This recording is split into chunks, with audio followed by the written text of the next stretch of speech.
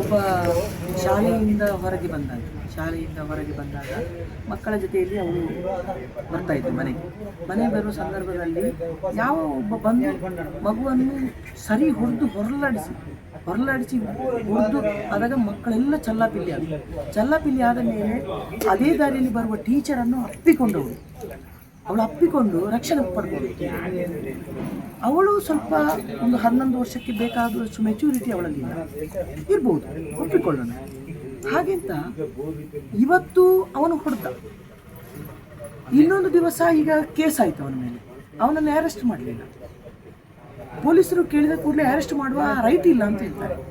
ಇವಾಗ ನನ್ನ ಒಂದು ಪ್ರಶ್ನೆ ಇದೆ, ಒಂದು 11 ವರ್ಷದ ಅಂಗವಿಕಲ ಮಗುವಿಗೆ ಒಂದು ಹೊಡೆದಾಗ ಅಥವಾ ಅದರ ಮೈಯನ್ನು ಮುಟ್ಟಿದಾಗ ಅಥವಾ ಹೊಡೆದಾಗ ಅಥವಾ ಮೈಯನ್ನು ಮುಟ್ಟಿದಾಗ ಅಥವಾ ಮುಟ್ಟಲೇಬಾರ್ದು ಅಂಥ ಸಂದರ್ಭದಲ್ಲಿ ಅವನನ್ನು ಸಮರ್ಥಿಸಿಕೊಳ್ಳುವಂಥ ವ್ಯವಸ್ಥೆ ಸಮಾಜ ಆಯಿತು ಅಂತಾದರೆ ಮುಂದೆ ಹೆಣ್ಣು ಮಕ್ಕಳಿಗೆ ಎಲ್ಲಿ ನ್ಯಾಯ ಸಿಗ್ತದೆ?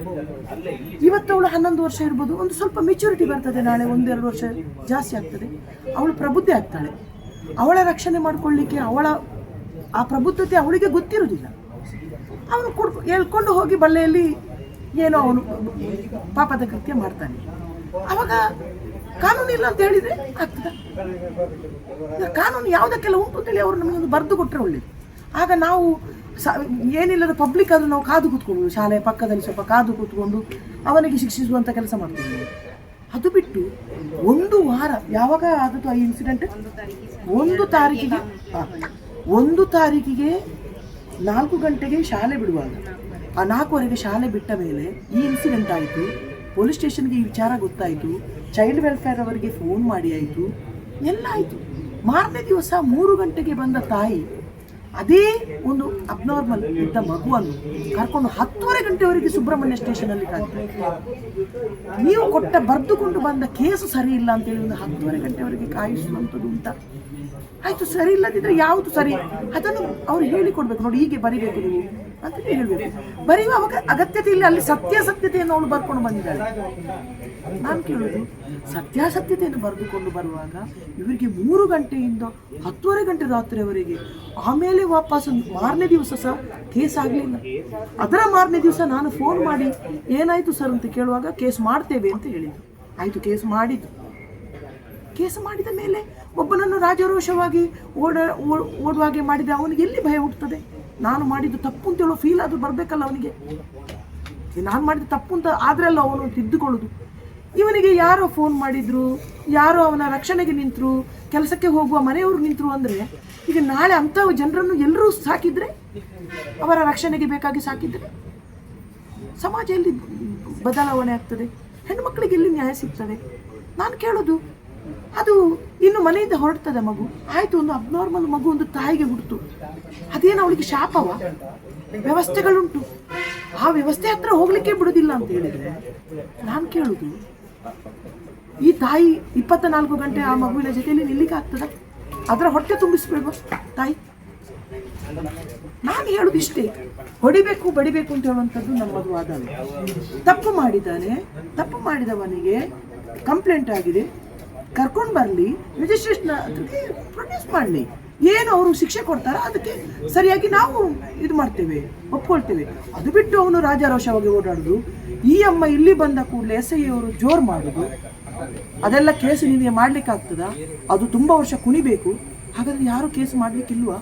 ಅನ್ಯಾಯ ಆದಾಗ ಕೇಸ್ ಮಾಡಲಿಕ್ಕಿಲ್ವಾ? ಎಲ್ಲ ಕಾಂಪ್ರಮೈಸ್ ಎಲ್ಲ ಬರುವುದಾ? ಅಡಗಿಸಿಟ್ಟಿದ್ದಾರೋ ಅವನೇ ಕರ್ಕೊಂಡು ಬರಲಿಯಪ್ಪ. ಏನು ನಾವೇನು ಹೊಡಿತೇವೆ ಬಡಿತೇವೆ ಇಲ್ಲ. ನಾನು ಹೇಳುದು, ಅನ್ಯಾಯ ಆದಾಗ ನ್ಯಾಯಕ್ಕೆ ಅವನು ತಲೆಬಾಗಿ ಸೆಲೆಂಡರ್ ಆಗಲಿ, ಅದು ಗೌರವ. ಆಗ ಅವನಿಗೂ ಆಗ್ತದೆ, ನಾನು ತಪ್ಪು ಮಾಡಿದಾಗ ನನ್ನ ಕಡೆಗೆ ಯಾರು ನಿಲ್ಲುವುದಿಲ್ಲ, ನಾನು ತಪ್ಪು ಮಾಡಬಾರ್ದು ಅಂತೇಳುವ ಭಾವನೆ ಆದರೂ ಅವನಿಗೆ ಬರ್ತದೆ. ಇದು ಇಲ್ಲ, ಅವನ ಸೈಡಿಗೆ ಒಬ್ಬನು ನಿಲ್ಲೋದು, ಅಲ್ಲಿಂದ ಸ್ಟೇಷನ್ಗೆ ಫೋನ್ ಮಾಡೋದು, ಇದೆಲ್ಲ ಸರಿಯಾ? ಈ ಥರ ಆಗಲೇಬಾರ್ದು. ನಮಗೆ SI ಅವರ ಮೇಲೆ ಗೌರವ ಇದೆ, ಪ್ರೀತಿ ಇದೆ, ಮತ್ತು ನಾವು ಅವರನ್ನು ರೆಸ್ಪೆಕ್ಟ್ ಮಾಡ್ತೇವೆ. ಆದರೆ ನಾನು ಹೇಳೋದು, ಇಂಥದಕ್ಕೆ ಯಾವುದನ್ನು ನಾಳೆ ಒಂದು ತಪ್ಪು ಮಾಡಿದವನಿಗೆ ಸರಸ್ವತಿ ಕಾಮತ್ ಬಂದು ರೆಕಮೆಂಡ್ ಮಾಡಿದ್ದು ಸಹ ಮಾಡಬಾರ್ದು ಅಂತ ನನ್ನದು ವಾದ. ನಾನು ನನ್ನ ಲೈಫಿನಲ್ಲಿ ಇಲ್ಲಿವರೆಗೂ ಒಂದು ತಪ್ಪು ಮಾಡಿದವನ ಹಿಂದೆ ಹೋಗಲಿಲ್ಲ. ಅದಕ್ಕೋಸ್ಕರ ನಾನು ಹೇಳೋದು, ತಪ್ಪು ಮಾಡುವವನ ಹಿಂದೆ ನಾವು ಹೋಗಲೇಬಾರ್ದು.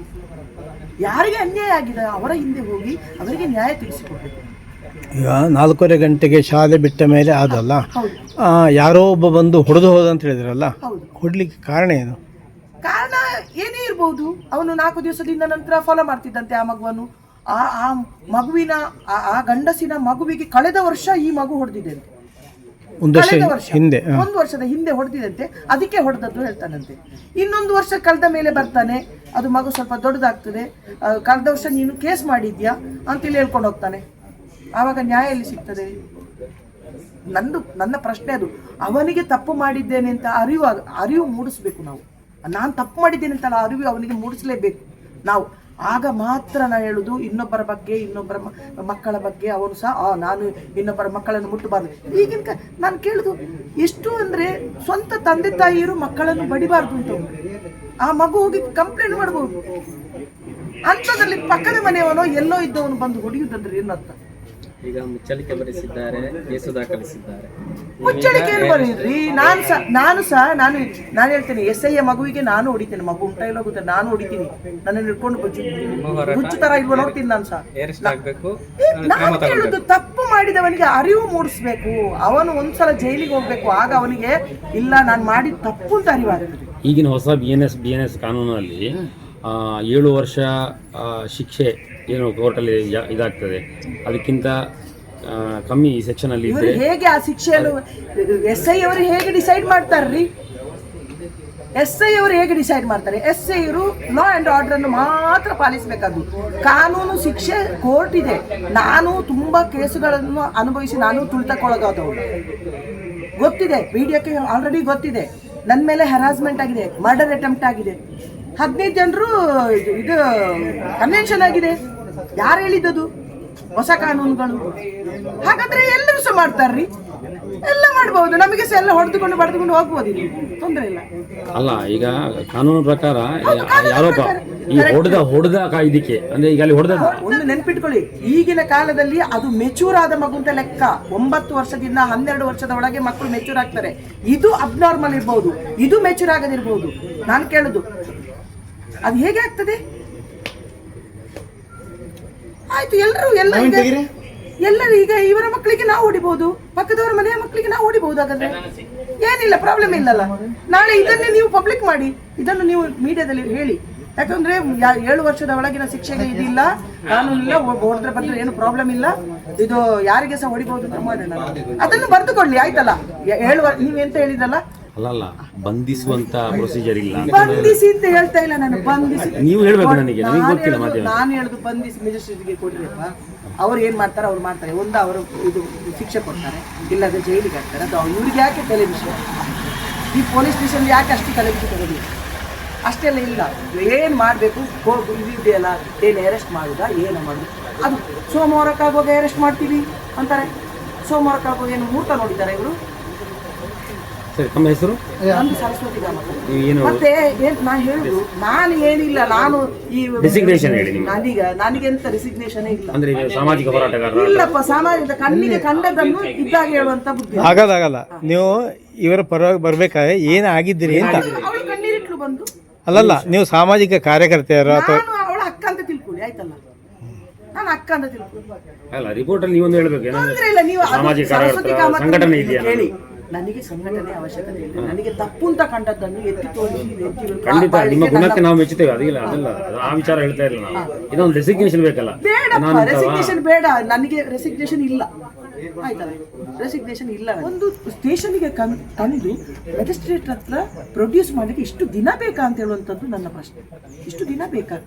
ನಮಗೆ ಈ ಇದರ ವ್ಯವಸ್ಥೆ ಮೇಲೆ ಏನು ಗೌರವ ಉಳಿಬಹುದು ಹೆಣ್ಮಕ್ಳಿಗೆ?